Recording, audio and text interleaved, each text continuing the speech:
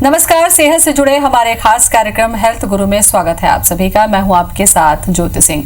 पूरा विश्व इस वक्त कोरोना महामारी से जूझ रहा है। ऐसे में सर्दी, खांसी, बुखार जो इसके लक्षण माने जाते हैं, उसके बाद सांस लेने में तकलीफ, फेफड़ों को इसका इन्फेक्शन, आखिर क्या इसके लक्षण हैं और क्या दूसरी बीमारी से परेशान जो लोग हैं, चाहे डायबिटीज है, ब्लड प्रेशर है या दूसरी तकलीफों से जूझ रहे ऐसे लोग जिनकी इम्यूनिटी जो है वो पहले से ही वीक है, ऐसे में कोरोना का संक्रमण का खतरा क्या ऐसे लोगों को ज्यादा हो सकता है, इसी पर आज हम चर्चा करेंगे। तो शुरू करते हैं अपना खास कार्यक्रम health Guru.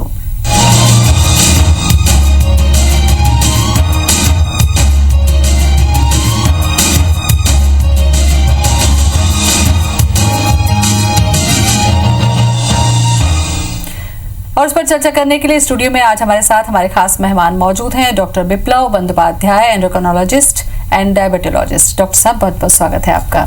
Thank you. Doctor साहब, अभी जैसा कि मैंने कहा कि पूरा देश, पूरा विश्व कोरोना महामारी से जूझ रहा है। कोरोना के नाम से अब हमें डर भी लगने लगा है कि पता नहीं कहाँ कैसे इसका इन्फेक्शन हमको हो जाए। तो वास्तव में ये जो वायरस है वो किस तरीके से हमारे शरीर को इफेक्ट करता है और आगे चल के डैमेज कर देता है? जी, कोरोना वायरस सिंपल जो हमको सर्दी, खांसी, जुकाम होता है वो भी कोरोना वायरस से होता है, परंतु अचानक से कोरोना वायरस 19 जो 2019 में चीन के वुहान शहर में जिसकी उत्पत्ति हुई और ये पूरे देश में फैला, तो ये वायरस दूसरे सर्दी, खांसी, जुकाम के वायरस से या इन्फ्लुएंजा वायरस से बहुत ही ज़्यादा खतरनाक है। इसका संक्रमण बड़ी तेज़ी से फैलता है और बड़ी तेज़ी से लोगों को असर डालता है और विशेष करके इनके लोगों के लंग्स में, हार्ट में, किडनी में अचानक से असर डाल करके एक सीवियर रेस्पिरेटरी सिंड्रोम पैदा करता है, जिसको सार्स या सारी के नाम से जाना जाता है। शुरुआत में इसके लक्षण बुखार, खांसी होना, सर्दी होना ज़रूरी नहीं है और स्मेल यानी सूंघने की शक्ति में असर आना ऐसा होता है। तो यदि किसी को 4-5 दिन से ज़्यादा ऐसा बुखार है और बहुत ज़्यादा कमजोरी महसूस हो रही है, मसल पेन हो रहा है, तो उनको डॉक्टर के पास जाना चाहिए और कोरोना है कि नहीं इस बारे में जो गाइडलाइंस सरकार की दी हुई है उसके हिसाब से इलाज लेना चाहिए। डॉक्टर बंदोपाध्याय, जब कोरोना सामने आया और एक जो चीज़ सामने आई वो ये कि ये तो बहुत ज़्यादा तेज़ी से फैल रहा है, आपकी छींक से, आपकी खांसी से दूसरों तक पहुंच सकता है, किसी भी जगह टच करने से हो सकता है। लेकिन एक दूसरी चीज़ भी सामने आई, वो है कि रोग प्रतिरोधक क्षमता, जिसे हम इम्यूनिटी भी कहते हैं। किसी सामान्य व्यक्ति, स्वस्थ व्यक्ति के अंदर का इम्यून पावर और किसी दूसरी बीमारी से जूझ रहा व्यक्ति का इम्यून पावर, ये कितना असरकारी होता है खास करके कोरोना के लिहाज से? जी, बहुत सही आपने सवाल पूछा। ये इम्यूनिटी जो शब्द है इसको थोड़ा समझने की ज़रूरत है। एक होती है इन्नेट इम्यूनिटी, यानी हमको वो इम्यूनिटी जो है हमको पैदा होने के साथ साथ हमको मिल जाती है, और दूसरी इम्यूनिटी है एक्वायर्ड इम्यूनिटी। जान करके मुझे भी आश्चर्य हुआ था कि हमारे शरीर में कभी करीब 6 लाख करोड़ वायरस हमारे शरीर के संस्पर्श में हैं, 6 लाख बैक्टीरिया हैं, हजारों फंगल एलिमेंट्स हैं। इन सबके साथ हम रहते आए हैं और बड़ा ही साथ साथ जीने का अनुभव मानव सभ्यता को रहा है।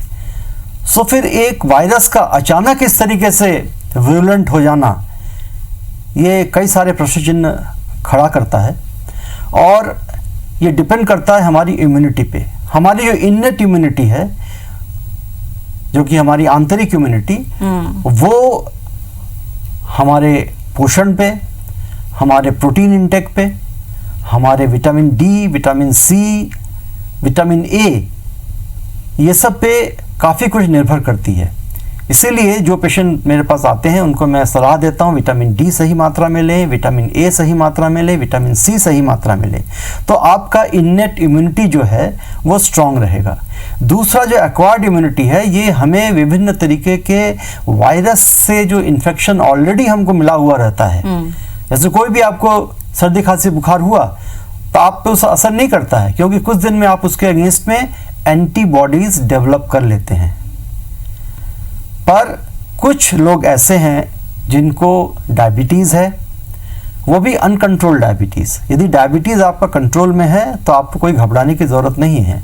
कुछ किडनी के डिजीज़ के पेशेंट हैं, कुछ हार्ट डिजीज़ के पेशेंट हैं, और ये आम तौर पे एक उम्र के बाद होता है। इसीलिए ये देखा गया है कि 70 से 80 साल की उम्र के लोग ये ज़्यादा इन्फेक्टेड पाए गए हैं, इनमें ज़्यादा मौतें हुई हैं पूरे विश्व भर में।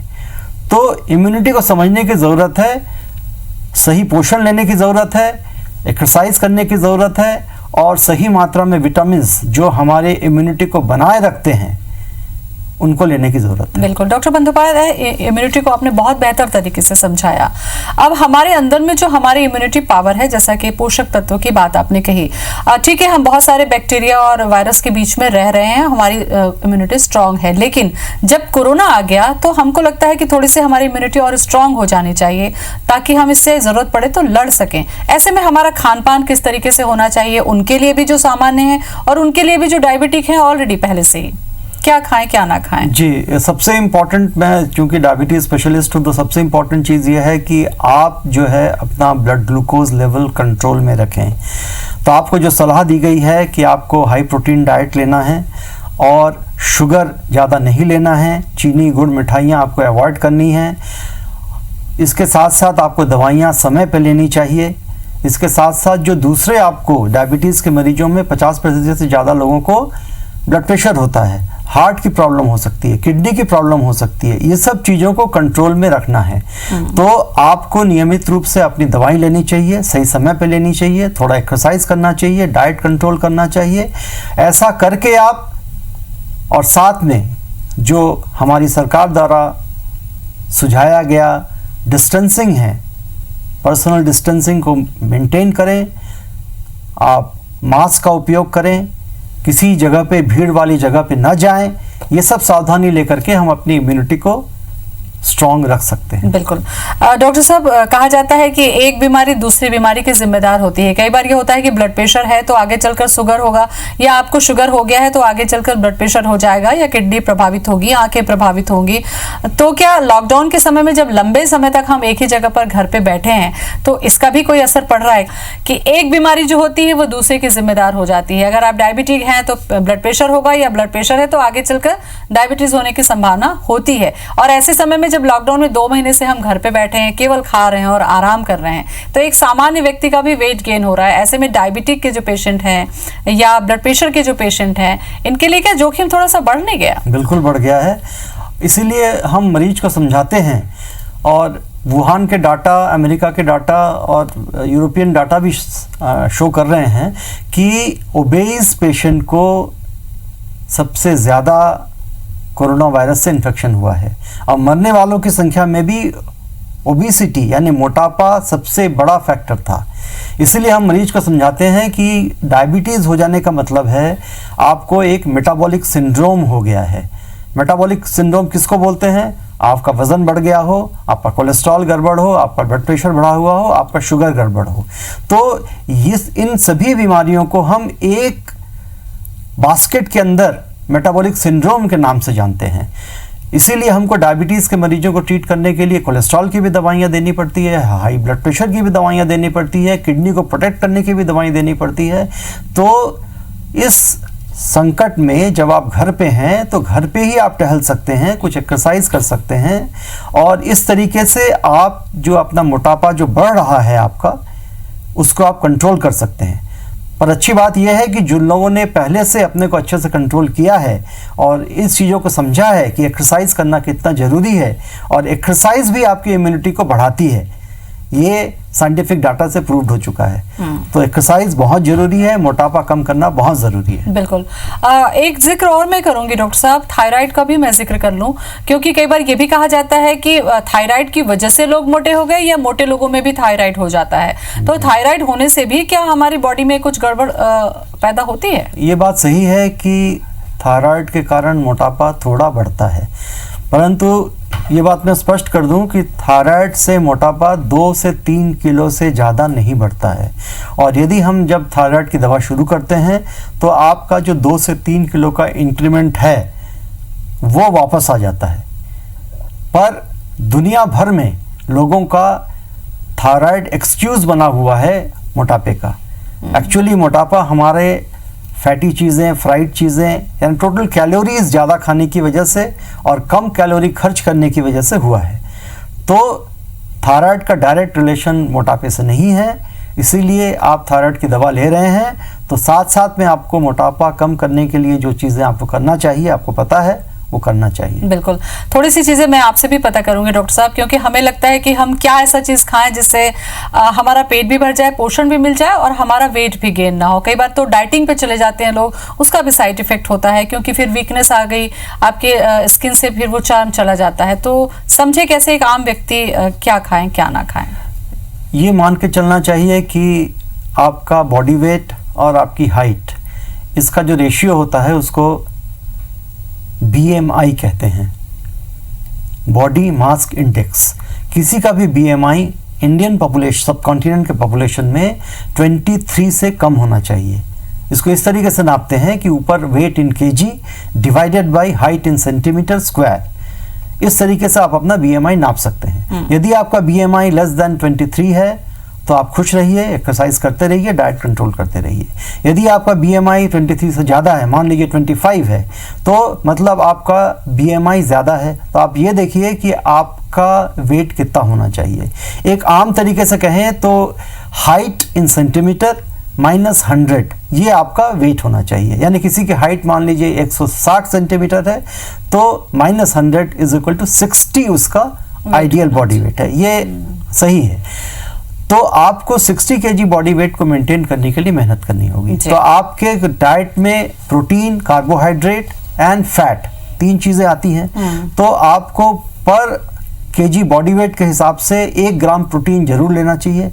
आपको प्रोटीन जो है ये दालों में मिल जाएगा सफिशिएंट, नॉन वेज सब्सटेंस में भी, अंडा, चिकन वगैरह में मिल सकता है।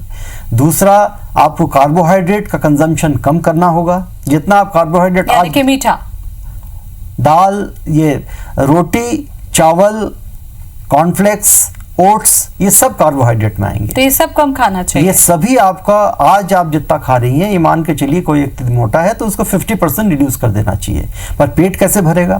पेट भरने के लिए आपको हरी सब्जियां, सलाद, बॉइल्ड वेजिटेबल, इसकी मात्रा बढ़ा स्प्राउट्स, हाँ, इसकी मात्रा आपको बढ़ा देनी चाहिए, जिससे पेट भी भरे, कैलोरी भी कम हो जाए और आपका वजन भी घटे। डायबिटीज के जो पेशेंट होते हैं उनको भूख लगती है और तुरंत खाना ना मिले तो शायद चक्कर भी आता है। ऐसे समय में फिर वो खाने लग गए और घर पे बैठे हैं, जैसा मैंने पहले भी आपसे कहा, तो फिर इस चुनौती को कैसे फेस करें? वो डायबिटीज के मरीजों का ट्रीटमेंट का 3 स्तंभ तो लोगों को पता है। एक है डाइट कंट्रोल, दूसरा एक्सरसाइज, तीसरा सही समय पे सही दवाइयाँ लेना, और चौथा सबसे महत्वपूर्ण है ब्लड ग्लूकोज की मॉनिटरिंग करना। यानी आपके पास ग्लूकोमीटर छोटा सा होना चाहिए, जो कि आज के दिन बहुत ही ज़रूरी है। और ग्लूकोमीटर से आप अपना ब्लड शुगर चेक करते रहें। कितने फ्रीक्वेंसी चेक करेंगे आप? हो सकता है 2-3 दिन में एक बार आप फास्टिंग ब्लड शुगर लें, किसी दिन नाश्ते के बाद कर लें, किसी दिन लंच के बाद कर लें, कभी डिनर के बाद कर लें, आप जगे हुए हैं तो। और इसका जो फ्रीक्वेंसी वो डिपेंड करेगा आपका शुगर कितना अनकंट्रोल्ड है। जिनका ज़्यादा अनकंट्रोल्ड है उनको जल्दी टेस्ट करना होगा, जिनका अच्छे से कंट्रोल्ड है वो हफ्ते में एक बार भी कर सकते हैं। तो भूख उन्हीं को लगती है जब आपका ब्लड शुगर लो हो जाता है। लो होने का मतलब है जब आपका ब्लड शुगर 70 से कम हो जाता है, तब आपको भयंकर तरीके से भूख लगती है। इसीलिए मॉनिटरिंग करना ज़रूरी है कि आपको कब भूख लग रही है, उस समय आप ब्लड शुगर नाप लें कि सच में मेरा ब्लड शुगर लो हो गया था क्या। और जब लो ब्लड शुगर होता है तब आदमी कुछ भी खाता है, मतलब कंट्रोल नहीं कर सकता अपने डाइट पे। तो ब्लड शुगर यदि नॉर्मल रहेगा तो आपको बार बार भूख नहीं लगेगी। तो कंट्रोल करिए ब्लड शुगर को, इससे इस समस्या का समाधान हो सकता है। डॉक्टर साहब, क्या ब्लड प्रेशर के पेशेंट को भी कोरोना के संकट के दौरान थोड़ा सा अलर्ट रहने की जरूरत है क्या? जी, ये देखा गया है, स्टडीज जो अभी आ रही हैं वुहान के एक्सपीरियंस से, कि जिनको हाई ब्लड प्रेशर था वो एक ग्रुप जो थे उनमें भी कोरोना के कॉम्प्लिकेशंस जो हैं, सीरियस कॉम्प्लिकेशंस जो हैं वो ज़्यादा थे। तो उस समय बात आई कि ACE इनहिबिटर्स यानी ये सार्टन्स जितने भी हैं या इनालाप्रिल ग्रुप के दवाइयाँ और सार्टन ग्रुप की दवाइयाँ, ये इसको हम ACE इनहिबिटर बोलते हैं या ARBs बोलते हैं, एंजियोटेंसिन कन्वर्टिंग रिसेप्टर ब्लॉकर बोलते हैं। तो इन ग्रुप की दवाओं का क्या गलत असर पड़ता है कोरोना के मरीजों पे? अभी डाटा सजेस्ट कर रहा है कि ये वायरस जो है जाकर के चिपकता है एंजियोटेंसिन रिसेप्टर कन्वर्टिंग एंजाइम के रिसेप्टर से। तो अभी ये कहा जा रहा है कि जो लोग इस ग्रुप की दवाइयाँ ले रहे हैं उनको कोरोना वायरस से सीवियर इन्फेक्शन होने की संभावना कम है। ये बहुत बड़ा रिलीफ हम डॉक्टर्स के लिए आया था, क्योंकि हमारे मैक्सिमम मरीज डायबिटीज़ वाले वो इन दो ग्रुप की दवाइयाँ ले रहे हैं, या वो सार्टन ले रहे हैं या प्रिल ले रहे हैं। तो बहुत बड़ा रिलीफ है हमारे लिए। जी डॉक्टर साहब, तो अब इतने जो मरीज हैं खास करके जिनकी वजह से इम्यूनिटी वीक हो सकती है, उनको किस तरीके की सावधानी रखनी चाहिए अब सेहत के लिहाज से? सेहत के लिहाज से डिस्टेंसिंग मेंटेन करना बहुत ज़रूरी है। बार बार हाथ वॉश करना ज़रूरी है। अपने हाथ को नाक से या मुंह से या आँखों से टच ना करें। ये बहुत इम्पॉर्टेंट है यदि कहीं आप जा रहे हैं। ये देखिए इम्पॉर्टेंट है कि कोरोना का जो इन्फेक्शन टाइम जो होता है वो 20 से 30 मिनट का है। यदि आप कुछ काम में जा रहे हैं, कहीं आप खड़े हो रहे हैं, थोड़ी सी भीड़ भी है, तो वहाँ पे आप जल्दी से अपना काम निपटा के आगे बढ़ लीजिए, क्योंकि कोरोना जो है 20 से 30 मिनट में ये इन्फेक्ट करता है। ऐसा नहीं कि आपने किसी को छुआ और तुरंत इन्फेक्ट हो गया। इन्फेक्शन तब होगा जब आपने किसी सरफेस को टच किया है, खासतौर से मेटेलिक सरफेस, और वहाँ से फिर आपने अपने हाथ को मुंह में लगा लिया या आँखों में लगा लिया, तो इन्फेक्शन के चांसेस ज़्यादा है। दूसरी बात है मास्क पहनना। मास्क पहनने के लिए भी थोड़ी सावधानी बरतनी चाहिए। मास्क पहनने का मतलब ये नहीं है कि ऐसा मास्क लगाएं जिससे आपके नाक से सांस ले रहे हैं, पूरी की पूरी हवा बाहर से जा रही है, और वो मास्क पहनने का तरीका सही नहीं होगा। तो हमें पब्लिक को बहुत एडुकेट करने की ज़रूरत थी। अनफॉर्चुनेटली ये हुआ नहीं है कि मास्क किस तरीके से पहना जाना चाहिए। शायद अभी भी वक्त है कि हम पब्लिक को समझाएं कि भैया मास्क पहनने का तरीका क्या होना चाहिए। आजकल बाजार में इतने घटिया तरीके के मास्क आ गए हैं जिससे आपका जो रुमाल है, बड़ा सा रुमाल, वो ज़्यादा इफेक्टिव साबित होगा। तो डॉक्टर साहब, इसके लिए बेटर है कि जो कार्यक्रम हमारा दर्शक देख रहा है इस वक्त, एक बड़ा वर्ग, उनके पास में घर में ही ऐसे कॉटन के कपड़े या जैसा कि आपने कहा कि स्कार्फ है, रुमाल है, उसको ही बेहतर है कि हम 2-3 परत करके लगाएं और डेली वॉश कर लें, वो ज्यादा हमारे लिए हेल्प करेगा। और जब आप मास्क पहनते हैं तब साइड से खुला हवा नहीं जानी चाहिए। आपकी जो सांस है वो मास्क के सरफेस से जानी चाहिए। इस चीज़ों को मैं पेशेंट को समझा भी रहा हूँ आजकल कि भाई आप मास्क ठीक से पहनो। यदि आप वैसे ही पहने हुए हो या कपड़ा लपेटे हुए हो, वो मास्क का बराबर काम नहीं करेगा, वो वायरस को फिल्टर नहीं कर सकता। बिल्कुल, तो ये सावधानी रखिए। डॉक्टर साहब, खास करके जब हम कोरोना संक्रमण पर चर्चा कर रहे हैं, बहुत सारी जानकारी आपने दी। इस दौरान जो बीपी के पेशेंट हैं, जो शुगर के पेशेंट हैं, या थायराइड के पेशेंट हैं, जो रेगुलर मेडिसिन पर हैं, उनमें ये भी एक टेंडेंसी होती है कि जैसा कि मैंने भी आपसे कुछ देर पहले कहा था कि मेरा बीपी मान लीजिए नॉर्मल है तो आज मैंने मेडिसिन नहीं ली, शुगर मेरा नॉर्मल है तो आज मैंने मेडिसिन नहीं ली, और मुझे लगता है कि ये कोई हार्मफुल नहीं है क्योंकि मैं तो आज ठीक हूँ। क्या इसका लॉन्ग टर्म में जाकर कुछ हमारे शरीर पर इफेक्ट होता है? बिल्कुल, ये अलर्ट करना जरूरी है। बिल्कुल अलर्ट करना जरूरी है, क्योंकि एक कहते हैं वर्ड है हमारे मेडिकल में, ग्लाइसेमिक वेरिएशन। ग्लाइसेमिक वेरिएशन का मतलब है कि आपके ब्लड शुगर का ऊपर नीचे उतार चढ़ाव ज़्यादा होना। ये समझना गलत होगा कि आज आपका शुगर कंट्रोल में है या बीपी कंट्रोल में है तो आप दवा नहीं लोगे। उसी तरीके से आपके हार्ट के ऊपर भी जब आप दवा नहीं लेते हो तो ज़्यादा जोर पड़ता है, पंप करना पड़ता है हार्ट को रेजिस्टेंट वेसल्स के अगेंस्ट में। तो समझ लीजिए उस पंप में हार्ट का नुकसान हो रहा है। तो डायबिटीज के पेशेंट हो या हार्ट के पेशेंट हो, उनको दवाइयाँ सही समय पे लेना बहुत ज़रूरी है, जिससे ये वेरिएबिलिटी जो है, जो उतार चढ़ाव जो हो रहा है, उसको कंट्रोल में रखा सके। काफ़ी महत्वपूर्ण जानकारी मुझे लगता है डॉक्टर साहब आज आपने विस्तार से दी, चाहे इम्यूनिटी को लेकर हो, चाहे मास्क की जो ज़रूरत है एक आम व्यक्ति को। बहुत बहुत धन्यवाद आपका। Thank you. तो आज हमने चर्चा की कि अगर आप डायबिटिक है, अगर आप बीपी के पेशेंट हैं, अगर आप थायराइड से प्रॉब्लम में हैं, तो सबसे जरूरी है कि आप समय पर अपनी दवाइयां लें और इन्फेक्शन ना हो। इसके लिए तो सबसे बढ़िया उपाय यही है कि आप घर पर रहें, सुरक्षित रहें और किसी भी भीड़ भाड़ वाले इलाके में जाने से खुद को बचाएं। फिलहाल इतना ही। नमस्कार।